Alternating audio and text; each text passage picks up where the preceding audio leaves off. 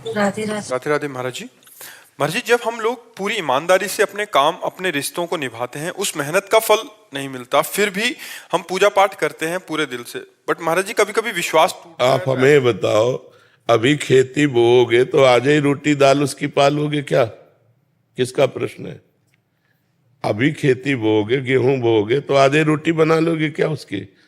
कितनी पूजा पाठ करते हो, कितना जप करते हो, कितना ध्यान करते हो, लेकिन पीछे जन्मों के जो किए हुए पाप कर्म है, उनका जो बनकर प्रारब्ध है, उसको कौन भोगेगा? पीछे की फसल अभी खाओ और अभी की फसल आगे मिलेगी। संत महात्माओं की तुलना में तुम कितना भजन करते हो? तुम्हारे पास तो और भी कर्तव्य कर्म है, और भी व्यवहार है। हमारे पास तो एक ही कर्तव्य कर्म है, केवल भजन। तो हमें भोगना पड़ रहा है, तो तुम्हें भोगना नहीं पड़ेगा। अगरबत्ती धूप बत्ती लगाती हो, इससे तुम्हें भगवान में अश्रद्धा हो जाती है, तो भगवान को नौकर समझा है क्या? फिर अश्रद्धा क्यों? अश्रद्धा शब्द क्यों? अश्रद्धा नहीं है, पर मेरा प्रश्न ये है कि जो आने वाली युवा पीढ़ी है, जो बच्चे हैं, जो देखते हैं, तो उनका विश्वास। हाँ, आने वाली युवा पीढ़ी गर्लफ्रेंड बनावे, बॉयफ्रेंड बनावे, जहर जैसे व्यसन करे, गंदे आचरण करे, भगवान पर श्रद्धा करे, तो नरक जाओ, दुर्गति भोगो। अगरबत्ती लगाने से हमारा प्रारब्ध बदल जाएगा? इतनी बड़ी तपस्या है, पाप किए हो तूफान जैसा, पहाड़ जैसा, और अगरबत्ती के धुआं से पहाड़ उड़ाना चाहती है, उड़ जाएगा क्या? पाप करते समय सोचते हैं भ्रूण हत्या, गर्भ हत्या, बलात्कार, चोरी चोरी, नाना प्रकार के पाप करोगे, जब वो फलीभूत होंगे तब श्रद्धा करो भगवान पे, अश्रद्धा करो, भोगना पड़ेगा तुम्हें। अगरबत्ती लगाओ चाहे धूप बत्ती लगाओ, अवश्य में भोक्तव्यम कृतम कर्म शुभाशुभम। समझ में आ रहा है ना? यह इतना भजन करो कि अपने प्रारब्ध को विध्वंस कर दो, तब देखो। अरे 2-4 माला घुमा लिए, अगरबत्ती लगा, धूप बत्ती है, भगवान को धूप बत्ती चाहिए, भगवान को अगरबत्ती चाहिए, तुम्हारे अच्छे आचरण होने चाहिए। वर्तमान में अच्छे आचरण नहीं है। ईमानदारी से बोलो, जितने लोग बैठे हो, इस जन्म में अगर तुमको न्यायाधीश तुम्हारे कर्मों का आचरण का बना दिया जाए, तो तुम कितना अपने को दंड दे सकते हो? खुद न्यायाधीश बन के देखो तुमने कितनी गलतियां की है और क्या दंड तुम्हें मिला? कुछ नहीं। भगवान की कृपालुता की तरफ देखते हो?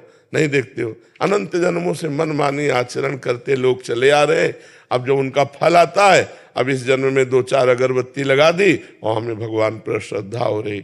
नौजवानों रास्ता इसी बात का ना, डिप्रेशन में गए, कर ली, ये कर लिया, वो कर लिया, यही परिणाम है। अश्रद्धा का परिणाम यही है। तुम अपने आचरणों को ना देखो, भगवान को देखो। तुम चाहो कि हमें खूब पाप कर्म करें और इसके बाद जो है हमें भगवान आकर गले लगा लें, ऐसा होगा क्या? महाराज जी, ये प्रश्न इन्हीं का नहीं है। ये क्या आजकल क्या हो गया महाराज जी, अनुष्ठान नाम जप और कोई भी साधना नहीं है, बट जैसे मंदिर गए, मेरा पास हो जाओ हे प्रभु, पास हो जाऊं, पास नहीं हुए तो भगवान ने पास नहीं किया। हाँ, पढ़ाई मत करो भगवान पास कर दे। मैंने मांगा कि मेरा बच्चा ठीक हो जाए, ठीक नहीं हुआ तो अश्रद्धा हो गई भगवान से। क्या फर्क पड़ता है? आकाश के ऊपर थूको, कोई फर्क पड़ता है क्या? तुम्हारे मुंह पे छिट्टियां पड़ेगी आके, भगवान आकाश के समान महान है, उनको क्या फर्क पड़ता? उन्होंने देखो, उन्होंने आपको खेती दे दी, आपको बीज दे दिया, अब आप जो बोओगे वो आपको काटना होगा। आपने पसंद किया बम्बूल, तो बम्बूल जगेगा उसमें बोया जो आपने। दाक्षुआरा बोओगे तो दाक्षुआरा, बोते हो बम्बूल, चाहते हो दाक्षुआरा, ये कैसे मिलेगा? विचार करके देखो। करते हो गंदे आचरण, चाहते हो उत्तम फल। हर कार्य की सफलता उत्तम आचरण से होती है, ध्यान रखना। अगर आपका पूर्व प्रारब्ध बिगड़ा हुआ है, इस समय उत्तम आचरण करने पर भी आपकी हार होगी, क्योंकि वो पूर्व का पाप आपको परास्त करेगा। अगर पूर्व का पुण्य साथ दे रहा है, तो इस समय गंदा आचरण करने पर भी आपकी विजय होगी, क्योंकि गंदा आचरण वर्तमान में दंड नहीं देगा, ये आगे चलकर आपको दंड देगा। अच्छा आचरण आपको वर्तमान में सुख नहीं देगा, ये आगे चलकर सुख देगा। वर्तमान में आपका प्रारब्ध आपको दुख सुख देगा। मनुष्य जन्म दुख सुख भोगते हुए अच्छा कर्म करने के लिए मिला है। हमें यहाँ भगवान से किसी भी तरह की श्रद्धा और अश्रद्धा का विषय नहीं लाना चाहिए।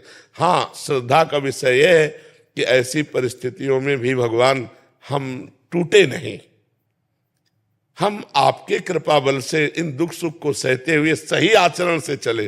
जैसे